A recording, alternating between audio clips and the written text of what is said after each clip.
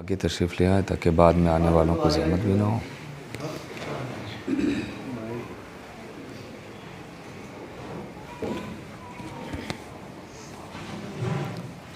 नारा हैदरी। रात एक मरतबा सूरह हमद, 3 मरतबा सूरह इखलास की तिलावत माकर मरहूम सरताज अली इब्न ताबे मोहम्मद की रूह को से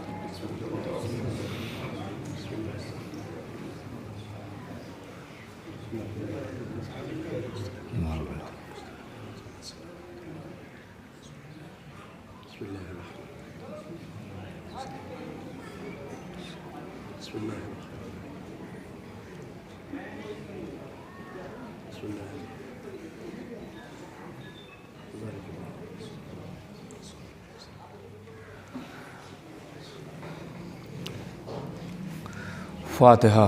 बिस्मिल्लाह।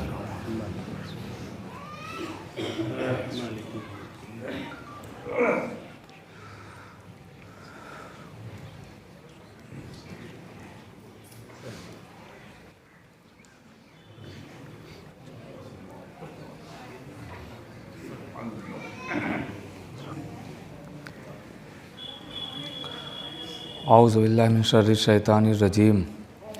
बिस्मिल्लाहिर्रहमानिर्रहीम। अल्हम्दुलिल्लाहिल अव्वल क़ब्ल कुल्लि अव्वल वल आखिर बाद कुल्लि आखिर।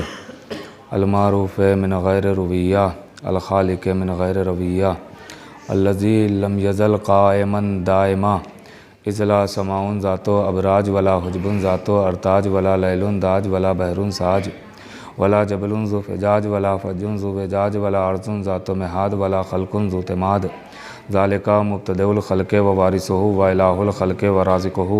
अस्सलातु वस्सलाम अलन नबील उम्मील मकील मदनील करशील हाशिमी अबतहित हामी सैयदिल बही अस्सराजिल मुज़ी अल कौकबिद दुर्री अल बशीरिन नज़ीर अस्सराजिल मुनीर अतहरी ताहिर अद्दुर्रिल फ़ाखिर अल अलमिज़ ज़ाहिर अल बहरिज़ ज़ाखिर अल मंसूरिल मुअय्यद अर रसूलिल मुसद्दद अल मुस्तफ़ल अमजद हबीबे इलाहिल आलमीन अबी ज़हरा मोहम्मद वाला सैयदिल मुतहर वल इमामिल मुज़फ़्फ़र व शजाइल गज़नफ़र अबी शुबैर व शबर क़ासिम तूबा व सक़र अल शजाइल मतीन अल इमामिल मुबीन अल शफ़िल मकीन नुक़्तते दाइरतिल मतालिब असदिल्लाहिल गालिब गालिब कुल्ल गालिब मतलूब कुल्ल तालिब इमामिल मशारिक़ वल मग़ारिब मौलाना अमीरुल मोमिनीन अली इब्न अबी तालिब वाला सैयदतिन निसाइल इंसियतिल हौरा उम्मिल आइम्मतिन नुक़बाइन नुजबा बिन्त खैरिल अंबिया अत्ताहिरतिल मुतहरा अल बतूलिल अज़रा अस्सिद्दीक़ा बिल अक़वाल रज़िया बिल मक़ालाल मर्ज़िया बिद दलाला राज़िया बिल अदाला सैयदतिन निस्वान हबीबते हबीबुर रहमान फ़ातिमतुज़ ज़हरा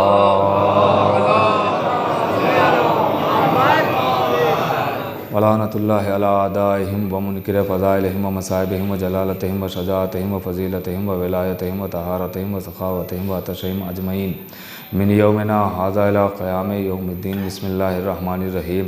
नादे अलियन मज़हरल अजाइब तजिदहुन लका फ़िन नवाइब कुल्लु हम्मिन व ग़म्मिन सयंजली बिअज़मतिका या अल्लाह बिनुबुव्वतिका या मुहम्मद बिविलायतिका या अलियो या अलियो या अली। अम्मा बाद फ़क़द क़ालल्लाहु सुब्हानहु तबारक व तआला फ़ी किताबिल मजीद वल फ़ुरक़ानिल हमीद। बिस्मिल्लाहिर्रहमानिर्रहीम। क़ुल हातू बुरहानकुम इन कुन्तुम सादिक़ीन। सलावत पढ़ें।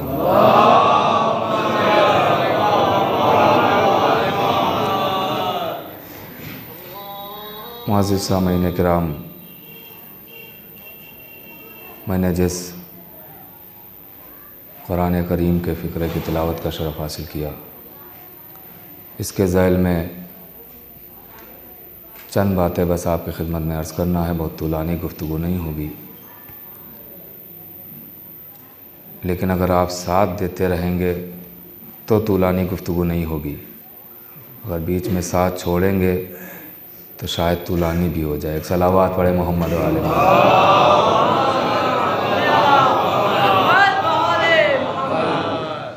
बस साथ थोड़ा सा देते रहिए, इंशाअल्लाह वक्त के अंदर बात तमाम हो जाएगी। ये फ़िक्रा कुरान करीम का है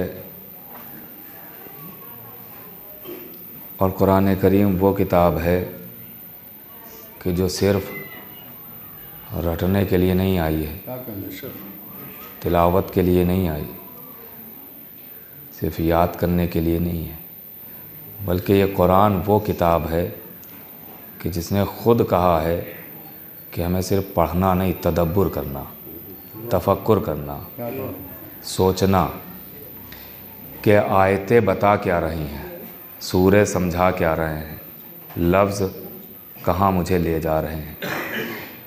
तो कुरान करीम आया है तदब्बुर के लिए, तफक्कुर के लिए, सोचने के लिए, फ़िक्र करने के लिए, खाली याद करने के लिए नहीं है, खाली रटने के लिए नहीं है। कुरान कहाँ ले जा रहा है ये भी तो आप समझिए, कुरान क्या बताना चाह रहा है ये भी तो आप समझिए। कुरान में कोई ऐसी कायनात की चीज़ ही नहीं है जो कुरान में ना हो, भले ही हमें नज़र आए या ना आए, हमारी गुनहगार आँखें देख पाएँ या ना देख पाएँ, लेकिन कोई कायनात की ऐसी शय नहीं है कि जो कुरान में मौजूद ना हो। और ये मेरा ऐलान नहीं है, कुरान का दावा है। कुरान ख़ुद कह रहा है कि हर खुशकोतर मौजूद है। गौर कर रहे हैं आप, हर खुशकोतर मौजूद है। तो कुरान में हर खुशकोतर मौजूद है। कुरान का ये ऐलान है, हमें नज़र आए या ना आए, मौजूद हर शय है। जैसे हमें नज़र आए या ना आए, मगर इमाम मौजूद हैं। और कीजिए, हम देख पाएँ या ना देख पाएँ, मगर इमाम मौजूद हैं। गौर कीजिएगा, इमाम मौजूद हैं। तो कुरान में हर शय मौजूद है। और ऐसा नहीं है कि कुरान को पता नहीं है कि उसके अंदर क्या है। अगर पता ना होता तो ये ऐलान ही कुरान ना करता कि हर शय, हर खुशकोतर मौजूद है। इसका मतलब कुरान बता रहा है कि आसमान की बातें भी मेरे अंदर मौजूद हैं, ज़मीन की बातें भी मेरे अंदर मौजूद हैं, सूरज की बातें मेरे अंदर मौजूद हैं, चाँद का ज़िक्र मेरे अंदर है, सितारों का तज़किरा मेरे अंदर है, लाइलाज का इलाज मेरे अंदर है, हर सवाल का जवाब मेरे अंदर है, फूलों की महक का तज़किरा हमारे अंदर है, कलियों की चटक का ज़िक्र हमारे अंदर है, फूलों की महक का ज़िक्र मेरे अंदर है, समंदर की वजदानी का तज़किरा हमारे अंदर है, दरियाओं की रवानी का ज़िक्र हमारे अंदर है, बादल के शोर का ज़िक्र हमारे अंदर है, हवा के ज़ोर का ज़िक्र हमारे अंदर है, इंसानों की इंसानियत हमारे अंदर है, जिन्नातों का शर हमारे अंदर है। और कीजिएगा, उसका भी तज़किरा हमारे अंदर है। किसने क्या किया है, ये सारी चीज़ें हमारे अंदर मौजूद हैं। और ख़ाली ऐसा नहीं है कि जो हो चुका है वही मेरे अंदर है, नहीं, जो होने वाला है वो भी हमारे अंदर मौजूद है। और कीजिएगा, और कुरान को मालूम है कि हर शय हमारे अंदर। अब देखता हूँ आप कितना मुतवज्जे हैं, और यहीं से आगाज़ कर रहा हूँ कि कुरान को पता है कि मेरे अंदर कायनात की हर शय मौजूद है, हर सवाल का जवाब मेरे अंदर, हर ला दवा की दवा मेरे अंदर, हर ला इलाज का इलाज मेरे अंदर। कुरान को पता है कि सब कुछ मेरे अंदर है, मगर फिर भी कुरान ने आज तक एक बार नहीं कहा कि जो पूछना है वो मुझसे पूछो। अल्लाहु अकबर।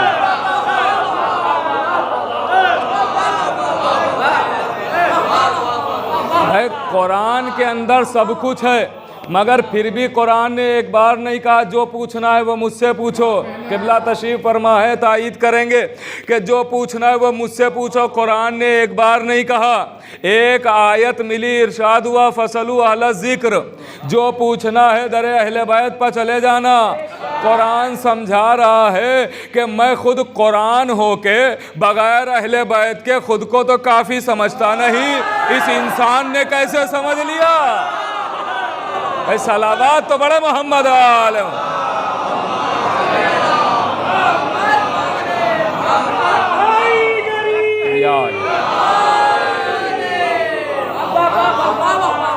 गौर कीजिएगा, तो ये कुरान है, इस पर गौर भी करना चाहिए। कुरान कहाँ हमें लिए जा रहा है, कुरान हमें क्या बताना चाह रहा है, फ़िक्र की जाए, तदब्बुर किया जाए, तफक्कुर किया जाए, सोचा जाए कि कुरान की आयतें हमें कहाँ तक पहुँचा रही हैं।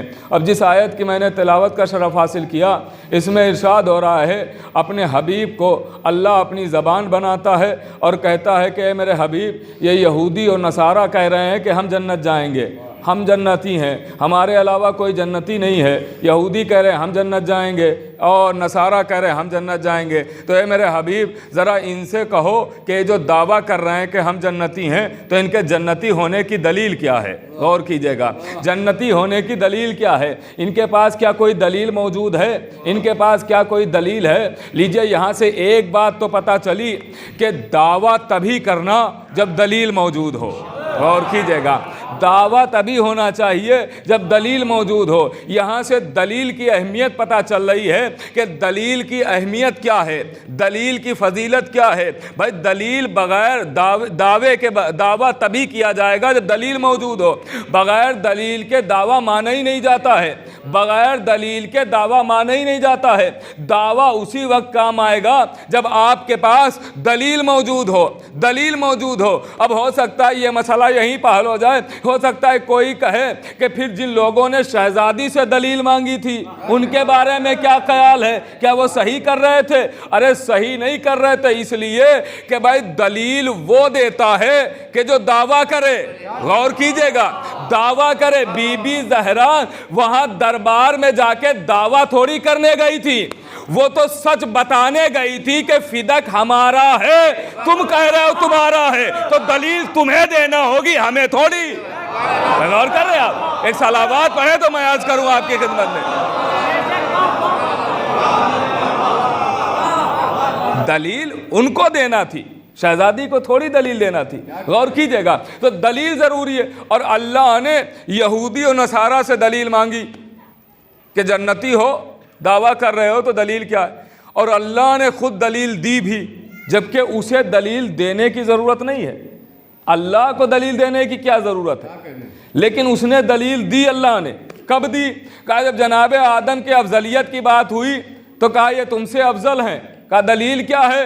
कहा इन्हें अस्माए पंजतन याद हैं। नहीं फरमा रहे आप भाई, आप थोड़ा सा मुतवज्जे रहिएगा तो आगे इंशाअल्लाह कुछ बातें अर्ज करूंगा। इन्हें अस्माए पंजतन याद है, इन्हें 5 नाम याद है, लिहाजा ये अफजल हैं तुमसे। इसका मतलब यह है कि अल्लाह ने भी दलील दी, अल्लाह ने भी दलील दी है। तो दलील बहुत ज़रूरी है। और अल्लाह ने हर नबी को नबूवत के दलाइल के साथ भेजा है। ऐसा नहीं है कि नबी खाली बना दिया, ओहदा दे दिया, नहीं नहीं, दलीलें भी दी है। कहा क्या दलीलें हैं? कई जिन्हें हम मोजेज़ात कहते हैं, ये खाली मोजेज़ात नहीं है, ये नबूवत की दलीलें हैं। गौर कीजिएगा, ईसा का मुर्दा जिंदा करना ये खाली मोजेज़ा नहीं है, दलील है नबूवत की। जनाबे मूसा का असे को अजदहा बनाना नबूवत की दलील है। दरिया में रास्ता बनाना नबूवत की दलील है। गौर कीजिएगा, अल्लाह ने हर नबी को नबूवत की दलील दी है। जैसे अल्लाह ने नबियों को नबूवत की दलील दी, वैसे ही दुनिया के सामने अल्लाह ने अपनी तौहीद की भी दलीलें पेश की है। अब यहां से मुतवज्जे हो जाइएगा, अल्लाह ने अपनी तौहीद की भी दलीलें पेश की। और तौहीद की देखता हूं जुमले को कौन सराहता है कौन नहीं। और तौहीद की 1-2 दलीलें नहीं पेश की, पूरी 14 दलीलें पेश की है। अल्लाह अकबर, अल्लाह अकबर। भाई मुतवज्जे रहिएगा, अल्लाह ने तौहीद की 14 दलीलें पेश की है। मोहम्मद मुस्तफ़ा तौहीद की दलील, अली मुर्तज़ा तौहीद की दलील, फातिमा ज़हरा तौहीद की दलील, हसन मुश्तबा तौहीद की दलील। गौर कीजिएगा, ये सब है तौहीद की दलील। इमाम तौहीद की दलील है। अगर इमाम ना हो तो तौहीद ना पहचानी जाए। कोई बड़ी बात कर दी? कोई बड़ी बात नहीं, सामने ही की बात है। आपने अल्लाह एक माना तो क्या अल्लाह आपको बताने आया था मैं एक हूं मानो? या आप गए थे अल्लाह के पास के बता कितने? बताया किसने? इमामों ही ने तो बताया हमें। तो तौहीद बताई उन्होंने, है ना, उनकी वजह से आप तौहीद मानते हैं। उन्होंने कहा एक है तो हम एक मानते हैं, उन्होंने कहा जब्बार है तो हम मानते हैं, उन्होंने कहा कहार है तो हम मानते हैं, उन्होंने कहा कि अलीम है तो हम मानते हैं, उन्होंने कहा सादिक है तो हम मानते हैं, उन्होंने कहा राज़िक है तो हम मानते हैं, उन्होंने कहा रहीम है तो हम मानते हैं।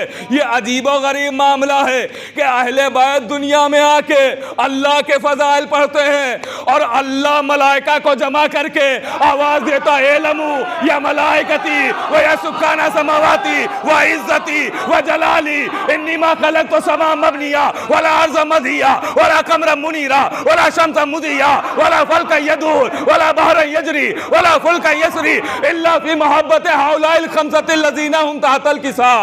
अल्लाह कह रहा है मैंने कायनात पंजतन की मोहब्बत में बनाई है, वो वहां इनके फजाइल पढ़ रहा है और ये उसका कसीदा, गौर फरमा रहे आप, उसका कसीदा पढ़ रहा है। अब ये अजीबो गरीब दुनिया है कि अहले बैत के बयान किए हुए फजाइल मान रही है और अल्लाह के बयान किए हुए फजाइल छोड़ रही है। भाई सलावत तो बड़े मोहम्मद व आले मोहम्मद।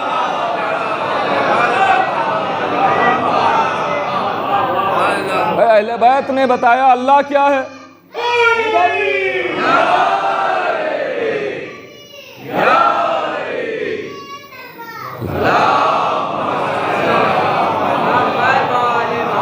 अहले बैत ने बताया अल्लाह क्या है, दुनिया तस्लीम कर रही, लेकिन अल्लाह ने बताया अहले बैत क्या है, दुनिया भुलाई जा रही। तो ये बताइए खुदा परस्त कौन हुआ? गौरी नहीं फरमा रहा, खुदा परस्त कौन हुआ? फिर अल्लाह की बात कौन मान रहा है? तो दलील बहुत जरूरी है। अब याद रखिएगा दलील बहुत जरूरी है, दलील बगैर दलील के कुछ नहीं होता है।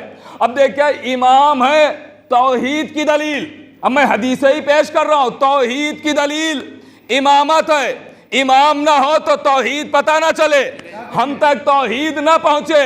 अब इमाम ही फरमाते हैं, 11वें इमाम फरमाते हैं, आवाज देते हैं कि नहनो हुज्जतुल्लाह अला खल्क़िही व जद्दतुना फातिमा हुज्जतु अलैना।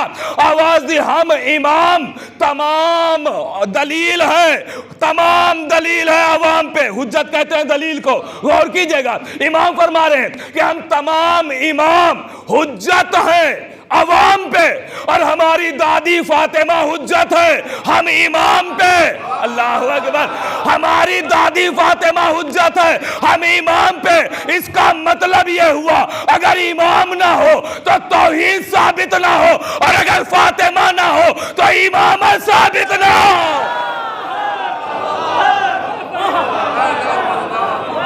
अगर बतूल ना हो तो इमामत साबित ना हो। हुज्जत कहते हैं दलील को, इसीलिए हम इमामों को कहते हैं हुज्जतुल्लाह, अल्लाह की दलील। और हमारे यहाँ दलील बहुत ज़रूरी है। तो ये जो फ़ज़ाइल हैं ये सब दलाइल हैं नबूवत के और वहदानियत के। ये फ़ज़ाइल इसीलिए मिंबर से बयान किया जाता है। इसका एक मकसद है जो मैं मसाइब से पहले आपकी खिदमत में अर्ज़ करूँगा कि फ़ज़ाइल क्यों बयान होते हैं और उलमा ने क्यों कानून बनाया कि मिंबर पे आना तो फ़ज़ाइल ही बयान करना। ये मैं मसाइब से पहले आपकी खिदमत में अर्ज़ करूँगा। आप समझे कि शहज़ादी ज़हरा, बीबी ज़हरा दलील है इमामत पर, और इमाम दलील है तौहीद पर। तौहीद पर अरे बीबी ज़हरा की इतनी अज़मत है, अब याद रखिएगा तभी नतीजे पे लुत्फ़ आएगा।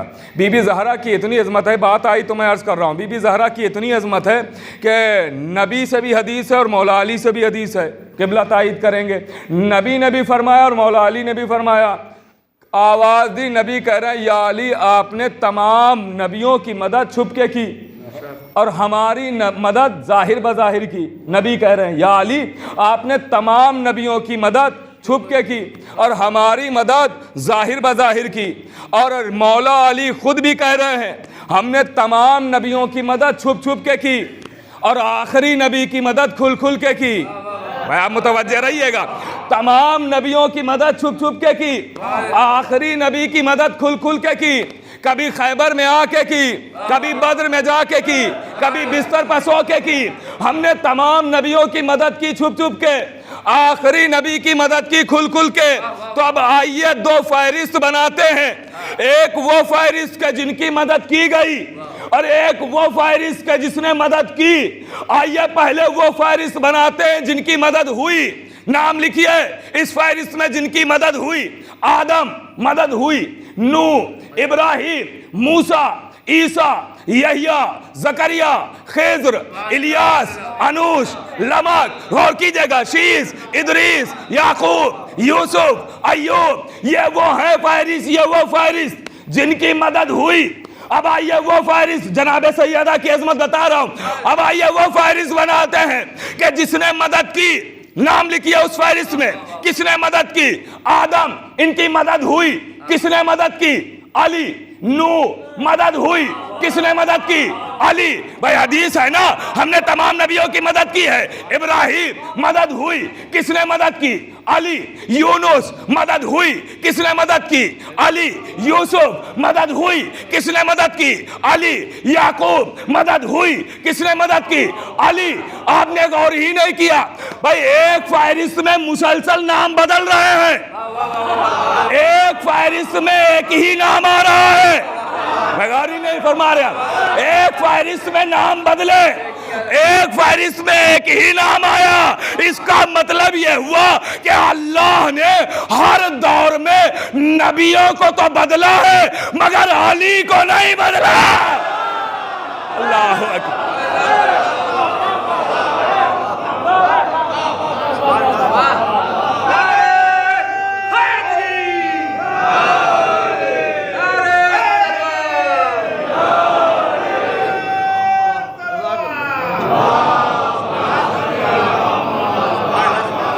अल्लाह ने हर दौर में नबियों को तो तब्दील किया, इसका कोई इनकार ही नहीं कर सकता है, वरना इसका मतलब यह है कि 1,24,000 आप मानते ही नहीं है।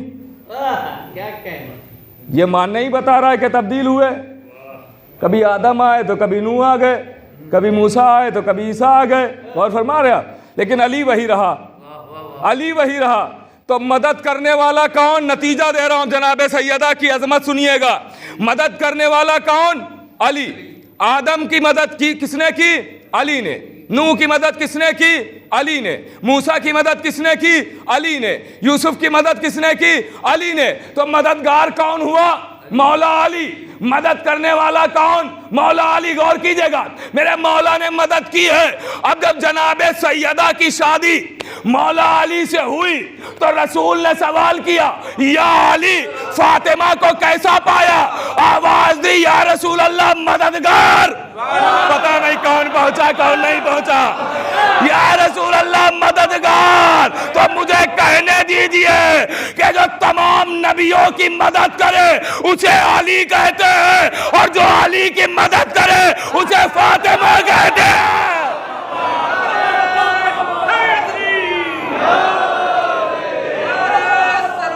अल्लाह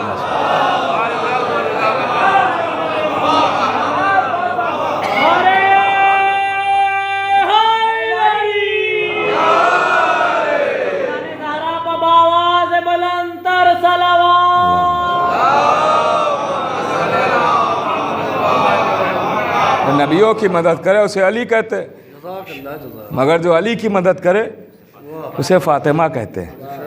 जनाब सैयदा को अल्लाह ने अपने ही नूर से बनाया, मगर उस नूर का नाम था नूर अज़मत। आहिस्ता से जुमला कहूँगा, लेकिन देखता हूँ आप कैसे सुनते हैं। बहुत आहिस्ता से जुमला कहूँगा और आगे बढ़ जाऊँगा।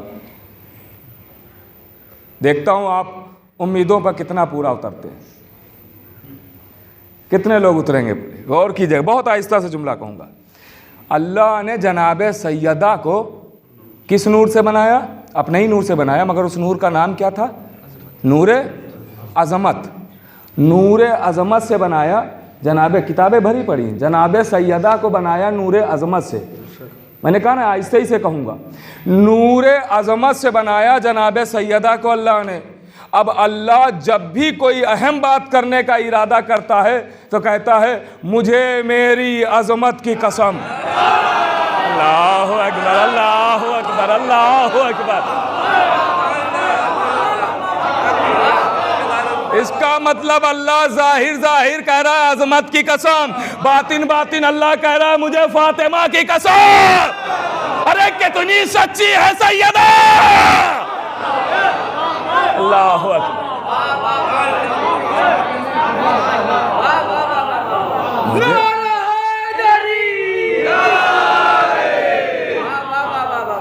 कितनी सच्ची है सैयदा। अल्लाह कह रहा है मुझे दलीलें मौजूद है, एक नहीं 1000 दलीलें मौजूद है। भाई आप भी रास्ते से गुजरे और आप कि मैंने कहा कि कहाँ जा रहे हैं? आपने कहा कि बाजार जा रहा हूँ। मैंने कहा मुझे यकीन ही नहीं आप बाजार जा रहे हैं। आपने कहा ये नीम का पेड़ लगा, इस नीम के पेड़ की कसम। मैं बाज़ार जा रहा हूँ, मैं मान लूँगा, आप मान लेंगे? नहीं मानेंगे। आपने कहा ये पत्थर जो पड़े हुए हैं, सड़क बनी हुई है, इस पत्थरों की कसम, मान लेंगे? नहीं मानेंगे। क्यों? कई आम चीज़ें हैं, आम चीज़ों की कसम थोड़ी, आम चीज़ों की कसम थोड़ी होती है।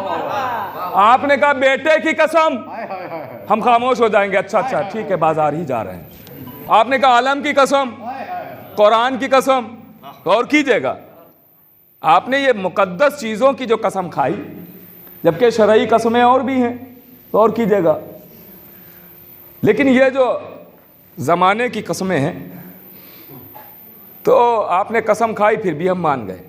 अल्लाह की कसम, कुरान की कसम, बेटे की कसम मान। इसका मतलब कसम जो है वो अहम चीज़ की खाई जाती है ना, अहम चीज़ की। अब अल्लाह कह रहा है वत्तीन व ज़ैतून, मुझे तीन की कसम, जैतून की कसम, दो पेड़ों की कसम खा रहा है। आप तो खाते नहीं, अल्लाह पेड़ों की कसम खा रहा है ना, अल्लाह पेड़ों की कसम खा रहा है, तीन की कसम, जैतून की कसम, है ना। इमाम मासूम कसम खुदा की अहले बैत ना होते तो कुरान कभी समझ ही में ना आता। पूछा गया मौला ये अल्लाह तीन की और जैतून की कसम खा रहा है, ये दो पेड़ों की कसम खा रहा है, अपनी बात मनवाने के लिए अल्लाह पेड़ों की कसम खा रहा है? कहा नहीं, ये पेड़ नहीं है, जाहिर ये लफ्ज़ है। कहा बातिन में फिर कौन है? कहा अल्लाह बातिन में कह रहा है, मुझे हसन की कसम, हुसैन की कसम। अल्लाह अकबर, अल्लाह अकबर। और हमारे मुझे हसन की कसम, हुसैन की कसम। तो कौन समझेगा अजमत सैयदा? अल्लाह कह रहा है मुझे मेरी अजमत की कसम। ऐसी अजमत सैयदा की, ऐसी फजीलत कि जब ये 5 नूर अल्लाह ने साके अर्श पर मुज़य्यन किए, 5 नूर चमक रहे हैं, जिब्रील बने, सवाल किया परवरदिगार ये 5 कौन है जो मुझसे भी पहले हैं? का पहले की क्या बात करते हो, तुम तो इन्हीं के वसीले से बने हो, ये ना होते मैं तुम्हें बनाता ही ना। बेगौरी नहीं फरमा रहे, आप थोड़ा सा बोलते रहिएगा, अगर ये ना होते तुझे मैं बनाता ही नहीं। का परवरदिगार भी तारुफ करा दे ये है कौन 5? अल्लाह ने तारुफ शुरू किया, अनल महमूद हाजा मोहम्मद, अनल आला हाजा अली, अनल फातिर हाजा फातिमा, अनल मोहसिन हाजा हसन, अना कदीमुल एहसान हाजा हुसैन। मैं महमूद ये मोहम्मद, मैं आला ये अली, मैं फातिर ये फातिमा, मैं मोहसिन ये हसन, मैं कदीमुल एहसान ये हुसैन। जिब्रील ने पूछा कौन? अल्लाह ने तारुफ कराया अना के जरिए, अनल महमूद, अनल आला, अनल फातिर, अनल मोहसिन, अना कदीमुल एहसान, अना अना अना अना। ये अना उसी पर जश्ती भी है।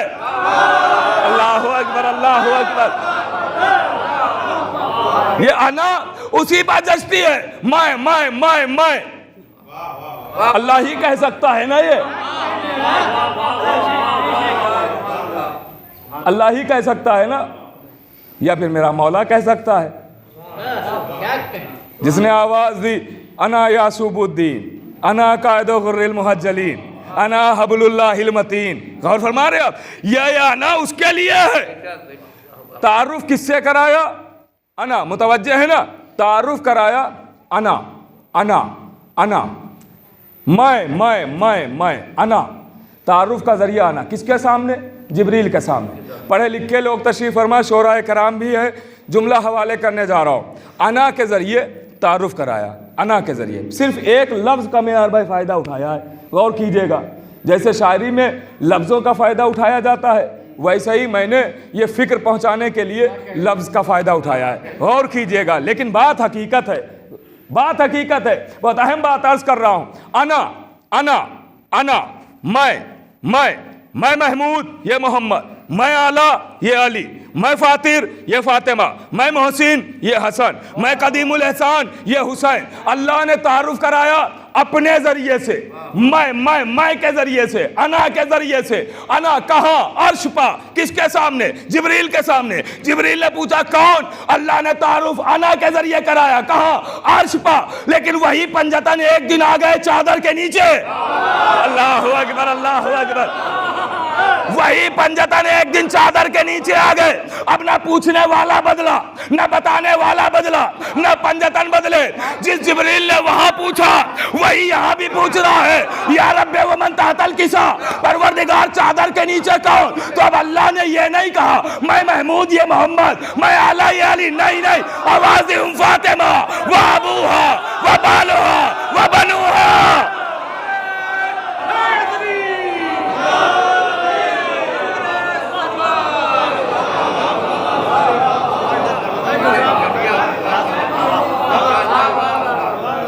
अभी नतीजा नहीं आया है, अभी उस लफ्ज का फायदा उठाना है ना, अभी नतीजा नहीं आया है।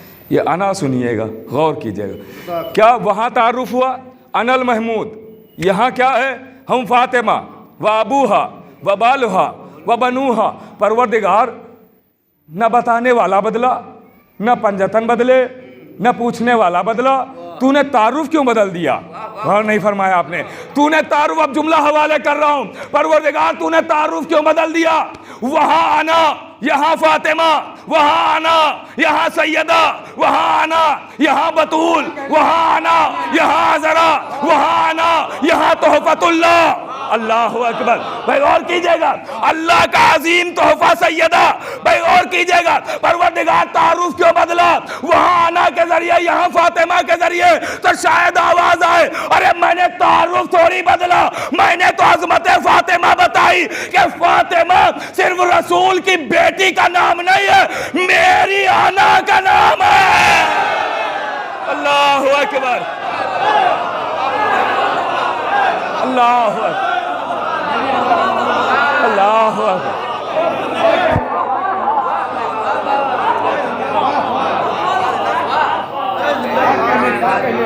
मेरी अना का नाम है। अरे जिस पर दुनिया नाश करे वो और होते हैं, जिस पर खुदा फख्र करे वो फातिमा है। कौन समझेगा बीबी ज़हरा की अजमत को? कौन समझेगा बीबी ज़हरा की शान को? अरे ऐसी शान, ऐसा मर्तबा, बात आ गई तो यही सुनते रहिए। मकसद तो बयान करना फजाइल ही है ना। अच्छा ये भी देखिए कि अक्सर लोग कह देते हैं कि इसाले सवाब में मौत के जिक्र, कुछ मौत का जिक्र किया जाए, है ना? तो बेशक होना चाहिए, मौत का भी तज़किरा होना चाहिए ताकि याद रहे सबको। लेकिन एक बात मैं अर्ज़ कर दूं, हमारे यहाँ जब कोई मरता ही नहीं है तो मौत का जिक्र क्यों? होना चाहिए, देखिए होना चाहिए, लेकिन मौत का जिक्र इसलिए नहीं होना चाहिए कि वो मर गया ख़त्म हो गया, नहीं। मौत का जिक्र इसलिए होना चाहिए, लोगों को इसलिए उधर मुतवज्जे करते रहना चाहिए कि ताकि लोग मरने की तमन्ना करें, ताकि ज़ियारत अली हो सके, ताकि मौला अली की ज़ियारत हो सके, उधर मुतवज्जे रहें लोग, इसलिए मौत का जिक्र। वरना हम लोग मरते नहीं हैं, हम लोग तो इंतकाल करते हैं। इंतकाल का मतलब होता है एक जगह से दूसरी जगह शिफ्ट हो जाना। किराए के मकान में रहते रहते थक चुके थे, सोचा अपना मकान बनवाया, वहीं चला जाए। दुनिया ने सोचा मर गए, हमने कहा हमने तो इंतकाल किया है। सलावत पढ़े मोहम्मद वाले।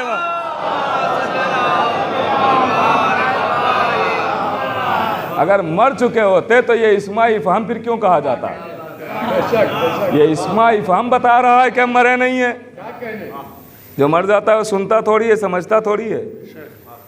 हम मरे थोड़ी हैं, शहीद हुए हैं। शहीद जिंदा होता है, शहीद जिंदा होता है, ये इस्मा इफ़हाम बता रहा है ना। कुरान ने कहा शहीद जिंदा होता है, और कसम खुदा की अगर अहले बैत ना होते तो कुरान के दावों को दलील ही ना मिलती। कुरान कह रहा है शहीद जिंदा होता है, लेकिन हमने जिसको भी देखा, जिसको कहा गया ये मर गया, तो भले ही शहीद है मगर वैसे ही है कि जैसे मुर्दा। ना आँखों में बसारत, ना कानों में समाअत, ना दिल में धड़कन, ना ज़बान में गोयाई। तो हमने कहा कि भाई ये मुर्दे में और शहीद में क्या फ़र्क है?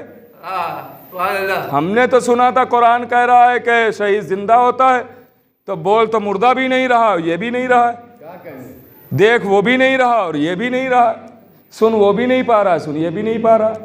तो शहीद जिंदा है, दलील कैसे मिले? तो इमाम हुसैन ने कहा मैं दलील दूंगा। कहा कैसे? कहा नेज़े पर चढ़ के बोल के बताऊंगा शहीद जिंदा है। अल्लाह अकबर। हमारे नेज़े पर चढ़ के बोल के बताऊंगा कि शहीद जिंदा है। तो कुरान के दावों को दलील ही ना मिलती अगर अहले बैत ना होती। तो मेरे अजीजों, मैं अर्ज़ कर रहा था जनाब सैयदा, इतनी अजीम हस्ती का नाम है कि बीबी की चादर,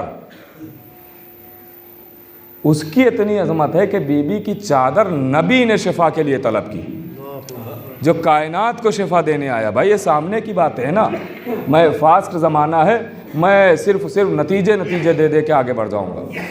बीबी की चादर नबी ने शिफा के लिए तलब की। आवाज़ दी या फातिमा अजदो फी बदनी। बीबी से नबी कह रहे हैं मैं अपने बदन में कमज़ोरी महसूस कर रहा हूँ। बहुत इसमें नुकात हैं, बहुत सारी बातें, सब छोड़ रहा हूँ। चादर तलब की नबी ने, कहाँ मांगी चादर? क्यों मांगी? कहा शिफा के लिए। शिफा मिली चादर से। चादर में आ गए सब, आने वाले आ रहे हैं। लेकिन जब इमाम हुसैन आए तो मंज़र अजीब है, मंज़र अजीब है। इमाम हुसैन ने जब सलाम किया तो जवाब सलाम जब नबी ने दिया तो उस जवाब में एक जुमला कहा, आवाज़ दी वालैका सलाम या वलदी अल हुसैन या शाफिया उम्मती। ए मेरी उम्मत के शफाअत करने वाले, आप पर सलाम। किसे कहा?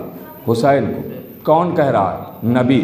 हम जैसे हैं का तसव्वुर भी न करना, बग़ैर वही के न बोलने वाला नबी बोल रहा है। ए मेरी उम्मत के शफाअत, अब ये मंजरनामा है, गौर कीजिएगा। ए मेरी उम्मत के शफाअत करने वाले, आप पर सलाम। ए मेरी उम्मत के शफाअत करने वाले हुसैन, आप पर सलाम। नबी हम जैसे नहीं, जो भी ज़बान पे आया वो बोल दिया, नहीं, बग़ैर वही के बोलते नहीं है नबी। वो बोल रहे हैं कि या शाफिया उम्मती। इसका मतलब ये है कि मकान के अंदर चादर के नीचे नबी एक पैगाम दे रहे हैं कि रोज़े महशर उम्मत मेरी होगी, शफाअत हुसैन करेंगे। उम्मत मेरी होगी, शफाअत, मुतवज्जे है ना, उम्मत मेरी होगी, शफाअत हुसैन करेंगे। अब ये मंजरनामा है, उम्मत मेरी होगी, शफाअत हुसैन करेंगे। नबी ने पैगाम दे दिया कि शाफ़े महशर मैं था, लेकिन ये ओहदा मैंने हुसैन को दे दिया है। अब शफाअत चाहिए तो दरे हुसैन पर जाओ, शफाअत चाहिए तो हुसैन से वाबस्ता हो जाओ, शफाअत चाहिए तो इनके पास जाओ। शाफ़े महशर इनको मैंने बना दिया है, ये ओहदा मैंने हुसैन को दे दिया। उम्मत तो बड़ी खुश थी, मुतवज्जे रहिएगा, उम्मत तो बड़ी खुश थी कि हमने अहले बैत को सताया तो क्या, परेशान किया तो क्या, मसाइब ढाए तो क्या, जुल्म किए तो क्या। उम्मती है रसूल के और रसूल रहमतुल लिल आलमीन है। जब जलती हुई धूप में और उस सहरा में और भूखा और प्यासा हमें देखेंगे तो कुछ रहमतुल लिल आलमीन होने का इजहार फरमाएंगे और कहेंगे आओ आओ, जन्नत में आला मकाम ना सही मगर आओ जन्नत में चले जाओ। जन्नत का दरवाज़ा तो खोल ही देंगे नबी और वहाँ तक हम पहुँच ही जाएंगे। इसी खुशफहमी में उम्मत पहुँच गई मैदान महशर। भाई बुजुर्गों से खास दुआएं चाहता हूँ, अपने नौजवान भाइयों की तवज्जो गौर कीजिएगा। इसी खुशफहमी में उम्मत पहुँच गई मैदान महशर। देखा कि भीड़ है, भीड़ को हटाती हुई उम्मत आगे बढ़ रही है कि नबी नजर आए तो मैं नबी से कहूँ कि मेरी शिफाअत कीजिए, हम जन्नत पहुँच जाए, शिफाअत कीजिए। इतने में एक मर्तबा उम्मत सोचते सोचते आगे बढ़ रही है, क्या देखा? नूर के मिंबर पर नूर अव्वल। गौर कीजिएगा, नूर के मिंबर पर नूर अव्वल। अब उम्मत सोच रही कि अब तो रसूल नजर आए, जैसा ही देखेंगे फौरन कहेंगे आइए आइए, बड़े दिन बाद मुलाकात हो रही है, आइए आइए, जन्नत का दरवाजा खुला है, चले जाइए। धूप में कहाँ खड़े हैं, बहुत दिन बाद मिल रहे हैं, ओहद की पहाड़ी पर देखा था फिर आज मिल रहे हैं। अल्लाहु अकबर, अल्लाहु अकबर। आइए जन्नत का दरवाजा खुला है, आइए आइए, जन्नत चले जाइए, जन्नत चले जाइए। इसी खुशफहमी में हम नतीजा दे रहा हूं, इसी खुशफहमी में उम्मत आगे बढ़ेगी। गौर कीजिएगा, उम्मत आगे बढ़ेगी। एक मर्तबा नबी के करीब पहुंच के आवाज देती, या नबी अल्लाह, शिफाअत के लिए आया हूं। नबी ने कहा वो हुसैन खड़े हैं। अल्लाहु अकबर, वो हुसैन खड़े हैं। उम्मत कहेगी या रसूल अल्लाह, शाफ़े महशर तो आप हैं, हम हुसैन के पास क्यों जाए, हम हुसैन के पास क्यों जाए? आवाज आएगी तुझे पता नहीं है, ये ओहदा मैंने हुसैन को अता कर दिया है, ये ओहदा हुसैन को दे दिया है, ये ओहदा उनको दे दिया गया। अब शिफाअत चाहिए तो हुसैन के पास जाओ। उम्मत कहेगी या नबी अल्लाह, हमें तो पता ही नहीं चला कि आपने ये ओहदा हुसैन को कब दे दिया। तो शायद कोई मुझ जैसा बराबर में खड़ा हो तो फौरन कहेगा पता चल संभलता कैसे? हदीस किस्सा तो कभी पढ़ी नहीं है। अल्लाह अकबर।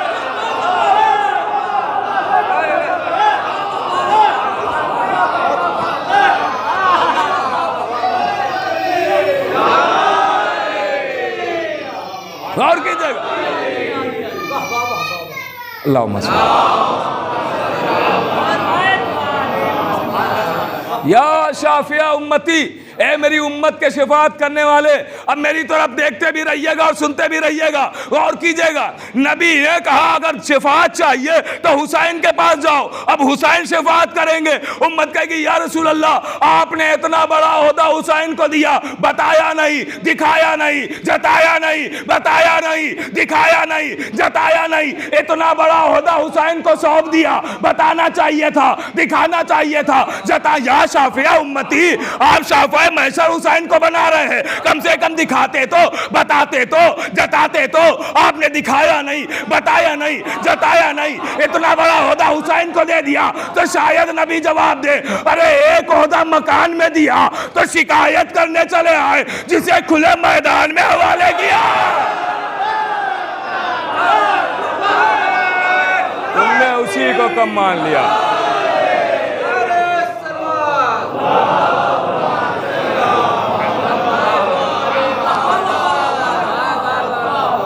तुमने उसी को कम मान लिया। अगर आप बाप को मानते तो बाप की तरह बेटे को भी हाथों पर उठाते। अजीजों, आप जरा गौर कीजिएगा कि अहले बैत से वाबस्तगी कितनी ज़रूरी है और इनकी फजीलत तो हर जगह है। इनसे वाबस्ता हो जाए तो आपको फजीलत मिल जाएगी। अगर शिफात चाहिए तो दर हुसैन पे आना पड़ेगा। इनके फ़ज़ाइल को दुनिया छुपा भी नहीं सकती है, छुपा नहीं सकती है, कोशिश करे छुपा नहीं सकती। इसलिए कि सूरज की रोशनी मुट्ठी भर खाक से थोड़ी छुपती है, रोशनी छुपाए से नहीं छुपती है। आप मुतवज्जे रहें, बस बात भी तमाम हो रहे। इमाम मासूम से पूछा, मौला क्या आपके दादा अली का नाम कोई कुरान में मौजूद है? आवाज़ दी हाँ। का क्या नाम है? आवाज़ दी मेरे दादा अली का नाम जो कुरान में मौजूद है वो है ईमान। मुतवज्जे ना, वो है ईमान। ईमान भाई, जिन आयतों में अहले बैत का तज़किरा हुआ है तो कम से कम 500 आयतें तो मेरे पास है, मुझ अनपढ़ के पास, और उलमाए किराम के पास न जाने कितनी होंगी कि जिनमें अहले बैत का जिक्र हुआ। कभी वक्त मिला तो मैं आपकी खिदमत में अर्ज़ करूँगा। का ईमान मेरे दादा अली का नाम है। इमाम फरमा रहे हैं ईमान मेरे दादा अली का नाम है कुरान में। ये जो लफ्ज़ ईमान आया है कुरान में ये कोई और नहीं है, ये मौला अली का नाम है। जैसे ज़ैगम अली का नाम, हैदर अली का नाम, वैसे ही ईमान भी अली का नाम है। ईमान भी अली का नाम है। ईमान किसका नाम है? अली का नाम है। अब आइए ज़ियारत शहदाए करबला पढ़िए, उसमें एक फ़िक्रा मिलता है। इरशाद हुआ अस्सलामु अलैकुम या अंसारा दीनिल्लाह, ए दीन खुदा के नासिरों आप पर सलाम, ए दीन खुदा के मददगारों आप पर सलाम। गौर कीजिएगा, 5 मिनट के अंदर गुफ्तगू को तमाम कर रहा हूँ। ए दीन खुदा के नासिरों आप पर सलाम, ए दीन खुदा के मददगारों आप पर सलाम। किसकी ज़ियारत है? शहदाए करबला की ज़ियारत है। शहदा में कौन, किसको आप सलाम कर रहे हैं? इस फ़िक्रे की बात कर रहा हूँ, गौर कीजिएगा, इस फ़िक्रे की बात हो रही है। किसकी ज़ियारत? शहदाए करबला की। इस फ़िक्रे में किसे सलाम किया आपने? दीन के नासिरों को। कौन? का हबीब को सलाम किया, ज़ुहैर को, सईद को, आबिस शाकिरी को, शौज़ब को, हुर के बेटे को, हुर को, हुर के ग़ुलाम को, वहबे कल्बी को सलाम कर रहे हैं इनको, मगर हबीब को हबीब कह के सलाम नहीं किया, ज़ुहैर को ज़ुहैर कह के सलाम नहीं किया, सईद को सईद कह के सलाम नहीं किया। आवाज़ दी दीन के मददगारों आप पर सलाम, दीन के नासिरों आप पर सलाम। जब बुज़ुर्ग दाद देते हैं तो हौसला बढ़ जाता है। गौर कीजिएगा, ए दीन के नासिरों आप पर सलाम, दीन के मददगारों आप पर सलाम, दीन के मददगारों आप पर सलाम। किसे सलाम किया? हबीब को, ज़ुहैर को, सईद को क्या कह के, दीन के मददगार आप पर सलाम, दीन के नासिर आप पर सलाम। ये बताइए हबीब ने किस पर जान कुर्बान की? का हुसैन पा। सईद ने किस पर जान दी? का हुसैन पा। आबिस शाकिरी ने किस पर जान दी? का हुसैन पा। ज़ुहैर ने किस पर जान दी? का हुसैन पा। जान दी हुसैन पा। आप कह रहे हैं दीन के नासिर आप पर सलाम, पैगार ही नहीं फरमा रहे आप कह रहे हैं दीन के मददगारों आप पर सलाम। तो इसका मतलब मानना पड़ेगा कि जैसे अली का दूसरा नाम ईमान है, वैसा ही हुसैन का दूसरा नाम दीन है। अल्लाह अकबर। वैसा ही हुसैन का दूसरा नाम दीन है। नहीं हो सकता है कोई ना माने तो उसके जहनों के और करीब आ जाऊं, हुसैन ही दीन है। आप कहेंगे कैसे?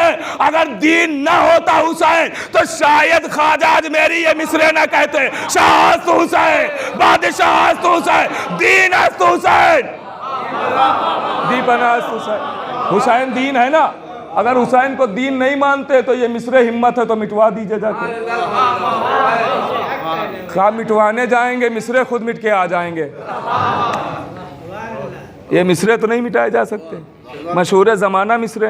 हुसैन दीन है ना, हुसैन दीन, हुसैन दीन, हुसैन दीन, दीन नाम है हुसैन का, है ना। हुसैन और दलीलें बहुत सारी मौजूद है कि हुसैन ही दीन है। 8 मुहर्रम तक आप हुर को दीदार कहेंगे या बेदीन?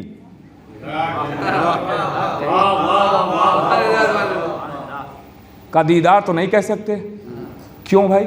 क्या नमाजें नहीं थी, रोजे नहीं थे, हज नहीं थे, तिलावत नहीं थी? का सब था। तो दीदार फिर क्यों नहीं है? का सब था, हुसैन नहीं थे,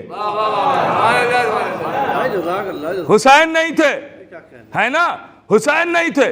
इधर हुसैन के कदमों से लिपट गया, दीदार कहलाया। और ऐसा दीदार के अलैहिस्सलाम, इतना बड़ा खिताब मिला। तो हुसैन का दूसरा नाम दीन, अली का दूसरा नाम ईमान, अली का नाम ईमान, हुसैन का नाम दीन। तो फिर मुझे कहने दीजिए, अगर किसी ने बाप के दामन को छोड़ा तो बेईमान कहलाएगा, अगर बेटे के दामन को छोड़ा तो बेदीन कहलाएगा।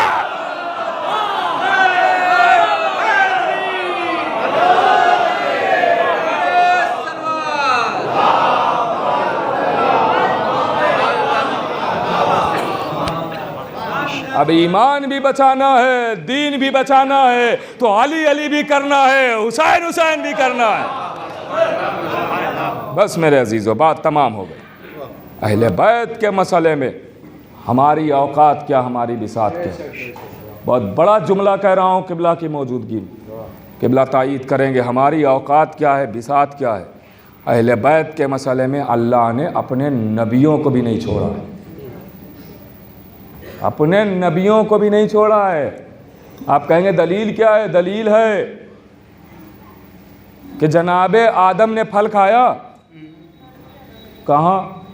जन्नत से निकाल दिए गए, जन्नत से निकाल दिए गए, जन्नत से निकाल दिए गए। क्यों? का फल खा लिया था, फल खा लिया था। आप भी गए बाजार और फल लेके आए और फ्रिज में रख दिए और कहा फला मेहमान के लिए हैं, कोई बच्चा छुए ना। बच्चों ने मौका तलाश किया, देखा घर में कोई नहीं है, फ्रिज खोला और निकाल के सेब खाना शुरू कर दिया। आप आए, खाता हुआ देख लिया, क्या करते हैं? निकल जाओ घर से, कदम ना रखना। न तुम्हारा जायदाद में हिस्सा है, न तुम्हारा इस घर में हिस्सा है। करते हैं ये? नहीं करते हैं ना, नहीं करते हैं। बहुत ज़्यादा अगर गुस्से में आ गए तो यही कहेंगे जब मना किया था तो क्यों खा लिया। आइंदा अगर ये काम किया तो समझ लेना कायदे से पिटाई होगी। पिटाई की धमकी देते हैं, अपने से जुदाई की धमकी नहीं देते हैं, है ना।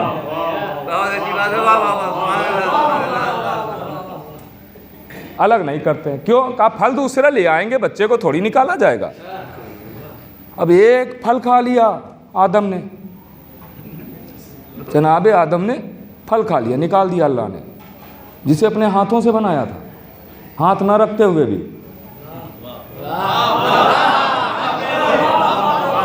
भाई आप थोड़ा सा बोलते रहिए, इंशाल्लाह बात तमाम हो रही। हाथ ना रखते हुए भी अपने हाथों से बनाया है ना, इतनी मेहनत से बनाया। आदम के लिए शैतान से लड़ लिया, शैतान से सजदा नहीं किया था, परवरदिगार तेरा तो कर रहा है सजदा।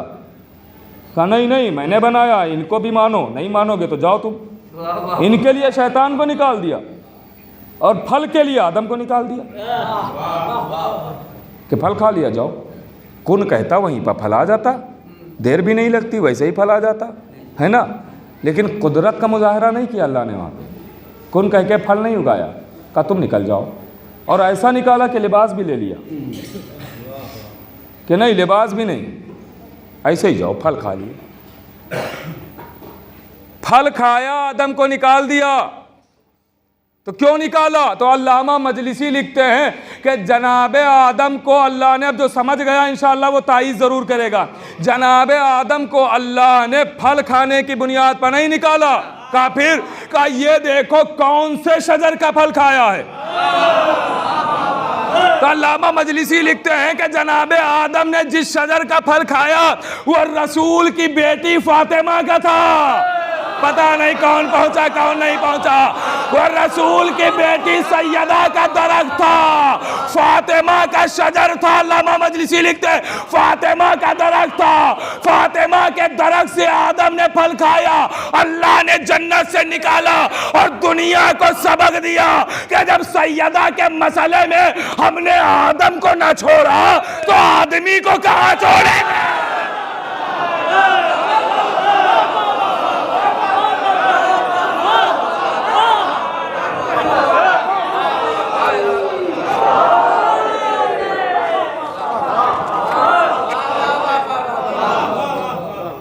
ये सैयदा का मसला है, बीबी ज़हरा का मसला है।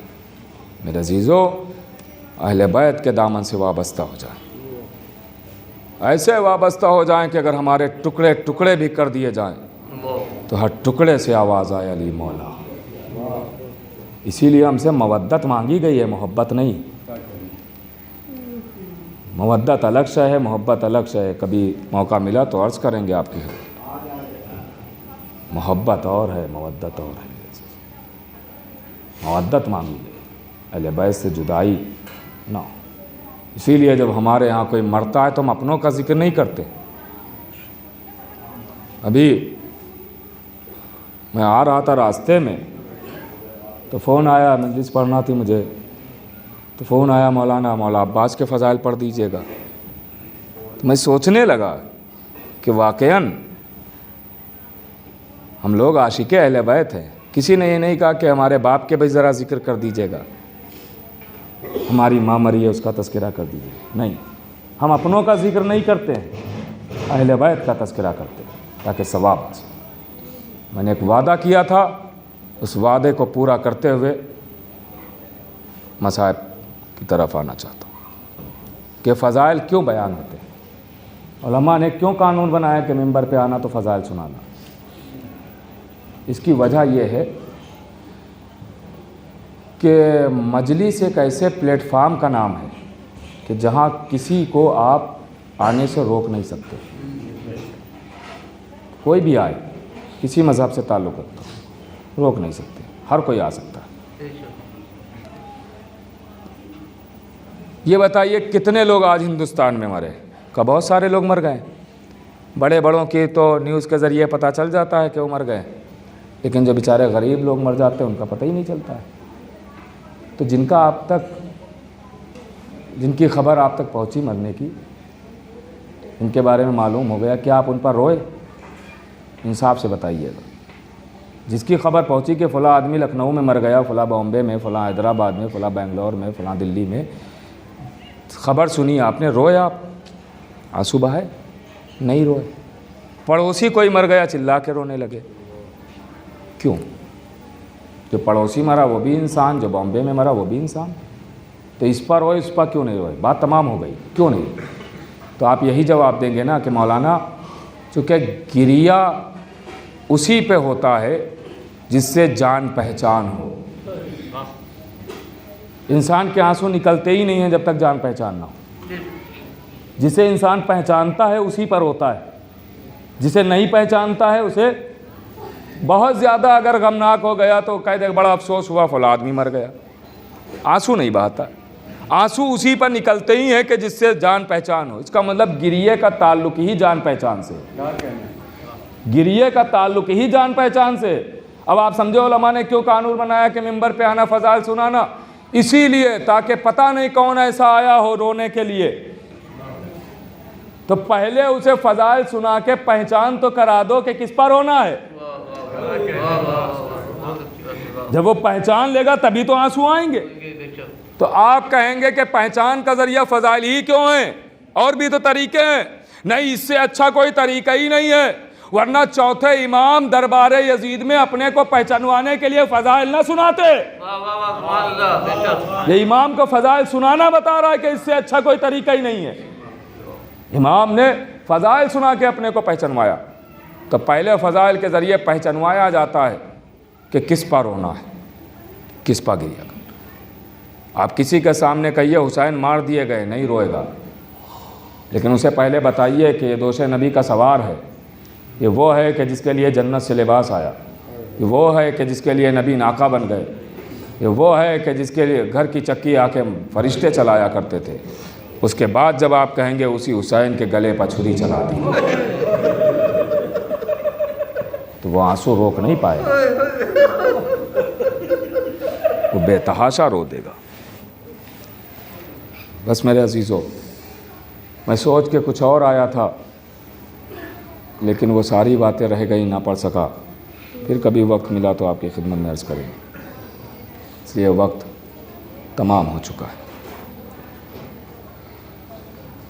तो फ़ज़ाइल सुना कि ये मसाइब भी, ये जो फ़ज़ाइल होते हैं ये भी मसाइब ही के लिए हैं, ताकि आप मसाइब में रो सकें। जब आप फ़ज़ाइल सुनेंगे और उसके बाद फ़ज़ाइल सुन के जब कहा जाएगा कि फ़ातिमा जिसके लिए रसूल ताज़ीम में खड़े हो जाते थे, ऐसी फ़ातिमा कि जिसके सदक़े में कायनात बनाई गई, उसके बाद जब बताया जाएगा कि उसी के पहलू पर दरवाज़ा गिरा दिया गया, उसके बाद जब बयान किया जाएगा कि उसी सैयदा की पसलियाँ तोड़ डाली गई, आप आंसू रोक पाएंगे? नहीं। खुदा इन आवाज़ों पर रहमत नाजिल करे, मरहूम के दर्जात को बुलंद करे, उनके लवाहिकीन को सब्र जमील इनायत करे। अल्लाह। बस 2 रवायतों के 2 जुमले पढ़ना है और मजलिस तमाम। मसाइब भी सोच के कुछ और आया था, लेकिन वो नहीं पढ़ूँगा। इस धूप को देख के कुछ याद आ रहा है, बस वही सुनाता हूँ, है ना, वही सुनाता हूँ। गर्मी करीब है ना, इसी मुनासिबत से सुना के गुफ्तगू को तमाम करो। पहले एक रवायत सुनाता हूँ, उसके बाद फिर ये बातें करके गुफ्तगू तमाम कर दूँगा। आप रोने के लिए आमादा हो गए, रोने में कोई कमी ना कीजिएगा, कोई कोताही ना कीजिएगा, और दिल खोल के रोया कीजिए। मैं मिंबर से कह रहा हूँ, कोई तमाचे नहीं मारेगा। बाबा से बुलंद रोइए, कोई ये भी नहीं कहने आएगा कि दिन में रो रात में ना रो, रात में रो दिन में ना रो, कोई नहीं कहेगा। दिल खोल के रोइए, दिल खोल। एक जालिम जो खुद ही रवायत कर रहा है, वो कहता है कि मैं मक्तल में था जब सब शहीद हो चुके, कोई न रहा, रात का सन्नाटा था। उस रात के सन्नाटे में मैं मक्तल में टहल रहा था। तो जालिम कहता है मैं मक्तल में था, अगर बर्दाश्त कर पाना तो बर्दाश्त कर लेना। मक्तल में था और मैं हर लाश के पास जा रहा था। कहा क्यों जा रहे थे? कहा इसलिए कि मैं देख रहा था कि शायद किसी लाश के पास कुछ ऐसा मिल जाए जिसे मैं लूट सकूं। मगर मैं जिस लाश के पास जाता था देखता था कि सब कुछ तो पहले ही लूटा जा चुका है, कुछ नहीं। मैं जिस लाश के पास जाता था कुछ नहीं मिलता था मुझे। वो कहता है कि मैं तमाम लाशें देखता देखता देखता देखता आका हुसैन के लाशे के करीब पहुँचा। तो जालिम कहता है आका तो मैं कह रहा हूँ ना। वो कहता है कि मैं हुसैन के करीब पहुँचा तो मैंने देखा, कभी इधर जाता था कभी उधर जाता था, कुछ ना मिला, सब लूटा जा चुका था। वो कहता था लेकिन फिर भी मैंने देखा, गौर से देखा तो इमाम के हाथ में उंगली में एक अंगूठी नज़र आ गई। अब बर्दाश्त कर लेना आज़ादारों, एक अंगूठी नज़र आ गई, एक अंगूठी नज़र आ गई। वो कहता मैं खुश हो गया कि चलो एक चीज़ तो कम से कम मिल गई। वो कहता मैं आगे बढ़ा कि मैंने लाओ, मैं सोच रहा था, वो कहता मैं सोच रहा था कि लाओ अंगूठी को उतारें और लेके चले जाएं। कहता है कि मैं आगे बढ़ा, मैंने बड़ी कोशिश की कि अंगूठी को उतार लें, लेकिन इमाम के ज़ख्मों का खून इतना जम चुका था कि वह अंगूठी उतारी ना गई। बर्दाश्त कर लेना ज़ादारो, क़यामत का जुमला है। वो कहता है कि मैंने बड़ी कोशिश की कि अंगुश्तरी को उतार ले, लेकिन अंगूठी उतारी नहीं गई। इतना खून जमा था कि अंगूठी उतार ना सका, नाकाम हो गया। वो कहता है कि फिर मैंने क्या किया जानते हैं? सुनेंगे अज़ादारो उसने क्या किया। एक मरतबा वो कहता है कि मैंने सोचा कि लाओ मक्तल में कोई ऐसी चीज़ तलाश करते हैं कि जिसके ज़रिए से खून साफ़ किया जाए, फिर अंगूठी उतारी जाए। कहता मैं मक्तल में घूमने लगा कि कोई चीज़ ऐसी मिल जाए कि जिससे खून को साफ़ किया जा सके। वो कहता है मुझे टूटी हुई तलवार का टुकड़ा मिल गया, एक टूटी हुई तलवार का टुकड़ा मिल गया। वो कहता मैं लेके आगे बढ़ा और सोचता जा रहा था कि इस तलवार से खून को साफ़ करूंगा और उसके बाद अंगूठी उतार लूँगा, लेकिन करीब जाते जाते मेरी नीयत बदल गई। वो कहता मैं जब करीब पहुंचा तो मैंने सोचा खून साफ़ करने में तो बड़ी देर लगेगी, खून साफ़ करने में, अब जुमला सुनेंगे अज़ादारो। वो कहता है खून साफ़ करने में तो बड़ी देर लगेगी। कहता है मैंने फिर खून साफ़ नहीं किया, इमाम की उस उंगली को उठाया और एक अंगूठी के लिए इमाम की उंगली को जुदा कर दिया, इमाम की अंगुष्ठे मुबारक को काट दिया। ज़हरा तड़प के रह गई, हाय मेरा बच्चा, हाय मेरा लाल। अजरकुम अल-अज़ार, खुदा आपको कोई गम ना दे सिवाय अज़ादारो। एक अंगूठी के लिए इमाम की अंगुष्ठे मुबारक जुदा कर दी गई, ज़हरा तड़पती रह गई। लीजिए अज़ादारो, जुल्म तमाम नहीं हुआ, खैमे लूट लिए गए, सकीना के गोशवारे छिन चुके, चादरें लुट चुकी हैं अज़ादारो, सबकी चादरें लूटी गई और लश्कर यजीद में ले जाई गई। अज़ादारो सब चादरें लश्कर यजीद में गई। अब जो साहिबान एहसास बैठे हुए हैं, जिनके सामने माँ बहनें हैं और गैरतदार लोग हैं, वो इस जुमले को महसूस करेंगे। अज़ादारो सबकी चादरें लूट के लश्कर यजीद में ले जाई गई, लश्कर यजीद में सबकी चादरें गई। लेकिन जब शिमर मलून ने नोके नेज़ा से ज़ैनब की चादर को छीना, ज़ैनब की चादर को अज़ादारो, तो ज़ैनब की चादर को नोके नेज़ा पे बुलंद किए हुए लश्कर में नहीं ले गया, फुरात के किनारे आया, फुरात के किनारे आया। लाशे अब्बास पर चादर डाल दी, अब्बास ज़ैनब की चादर, अब्बास ज़ैनब की रिदा। जज़ाकल्लाह, जज़ाकल्लाह। अज़ादारो लीजिए, जुल्म तमाम नहीं हुआ। अब एक रसन है, 12 गले हैं, काफिला असीर होके जा रहा है, काफिला असीर होके जा रहा है। बस मजलिस तमाम हो रही, काफिला असीर होके जा रहा है। तारीख कहती है एक मंजिल आई जहाँ सबके गलों को खोल दिया गया था, सबके गले खुले हुए थे। जो आप सुनते रहते हैं, सकीना को अलग ऊँट पे बिठाया गया था। ये वो मंजिल थी कि जहाँ सबके गले खुले हुए थे। बाद में शाम तक पहुँचते पहुँचते फिर दोबारा सबके गले बांधे गए हैं। अज़ादारो तारीख कहती इस मंजिल पे काफिले के, जो ये काफिला जहाँ इस मंजिल पे पहुँचा था, जिसका जिक्र कर रहा हूँ, यहाँ सबके गले खुले हुए थे। अब सुनिए अज़ादारो, एक एहसास दिलाता हूँ और फिर रवायत पढ़ के बात तमाम कर देता हूँ, यहीं पर मजलिस तमाम हो जाएगी। बस एक एहसास दिलाता हूँ, मई जून आने वाला है ना, मई जून की धूप बड़ी मशहूर है ना अपने यहाँ की, अपने हिंदुस्तान की धूप बड़ी मशहूर है ना। मई जून में बड़ी शिद्दत की धूप होती है, ख़ास करके अपने यूपी की धूप बहुत ज़्यादा, बहुत शदीद होती है। अक्सर माएँ मई जून की दोपहर में, अक्सर माएँ अपने बच्चों से कहती हैं दोपहर में बेटा बाहर न जाना, चेहरे झुलस जाएंगे, धूप बड़ी शदीद है, बेटा बाहर न जाना, चेहरे झुलस जाएंगे। एहसास कीजिएगा, बात तमाम हो रही है, चेहरे झुलस जाएंगे। अक्सर माएँ कहती हैं ना अपने बेटों से, बेटा बाहर न जाना, चेहरे झुलस जाएंगे। इतनी शिद्दत की धूप होती है। उस मई जून की धूप में आप दोपहर में एक लोहे का टुकड़ा लीजिएगा और उसको 3-4 घंटे अपनी छत पे डाल दीजिएगा। लोहे के टुकड़े को तीन चार, अगर साहिबाने एहसास मेरे सामने बैठे हैं, सीने में पत्थर नहीं गोश्त का दिल है, तो तड़प जाएंगे अज़ादारों जुमला सुन के। अज़ादारों तारीख कहती है कि काफिले को इस मंजिल तक पहुंचाया गया है। अब एहसास दिला रहा हूं, फिर ये बात तमाम कर देता हूं। अज़ादारों उस लोहे को टुकड़े को आप 3-4 घंटे अपनी छत पे डाल दीजिएगा और उसके बाद जाके उठाइएगा। कहा उठाया नहीं जाएगा, क्यों? कहा हाथ जल जाएगा, छाले पड़ जाएंगे। क्यों? कहा इसलिए कि जो धूप की वजह से वो लोहा इतना जल रहा होगा कि बैद नहीं हाथ में छाले पड़ जाए, हाथ जल जाए। ये हिंदुस्तान की धूप है ना कि अगर 3-4 घंटे आप लोहा डाल दें तो आप बर्दाश्त नहीं कर सकते, उठा नहीं सकते हैं। अब जरा सोचिए, अरब की चिलचिलाती हुई धूप और सैयद सज्जाद के हाथों में लोहे की हथकड़ियां, पैरों में लोहे की बेड़ियां, कमर में लंगर, गले में खारदार तोक, और ये 3-4 घंटों के लिए नहीं, करबला से कूफा से शाम। अल्लाह अकबर।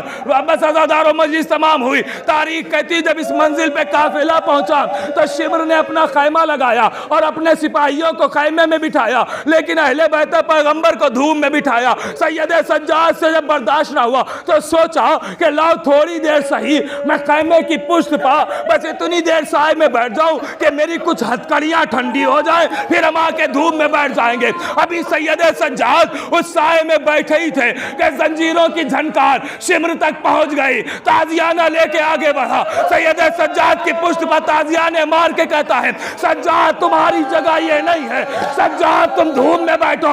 इधर सैयद मजलिस तमाम हो गई, इधर सैयद सज्जाद धूम में आए, इधर ज़ैनब से ये मंजर ना देखा गया। आवाज दी, ए उम्मे कुलसूम करीब आओ, रबाब तुम भी आ जाओ, रुकैया जल्दी आ जाओ, फिजा तुम भी आ जाओ, उम्मे लैला जल्दी आ जाओ। एक एक बीबी को बुलाया, आवाज दी, बेटा सज्जाद तुम दरमियान में बैठ जाओ, हम तमाम बीबियां तुम्हारे चारों तरफ खड़े हो जाएंगे ताकि तुम पर इतना साया कर सके कि तुम्हारी हथकड़ियां ठंडी हो जाए। अभी बीबियां खड़ी थी कि धूप में इतनी शिद्दत थी कि एक एक बीबी बैठ गई। अब जो सैयद सज्जाद ने सर उठाया तो क्या देखा? अकेली ज़ैनब खड़ी है। आवाज दी, फूफी अम्मा आप भी बैठ जाइए। आवाज दी, मेरे लाल, अरे मैं कैसे बैठ जाऊं? तुम्हारे बाबा ने चलते चलते कहा था, ज़ैनब मेरे बच्चों का ख्याल रखना, ज़ैनब मेरे बच्चे तुम्हारे हवाले, ज़ैनब मेरे बच्चे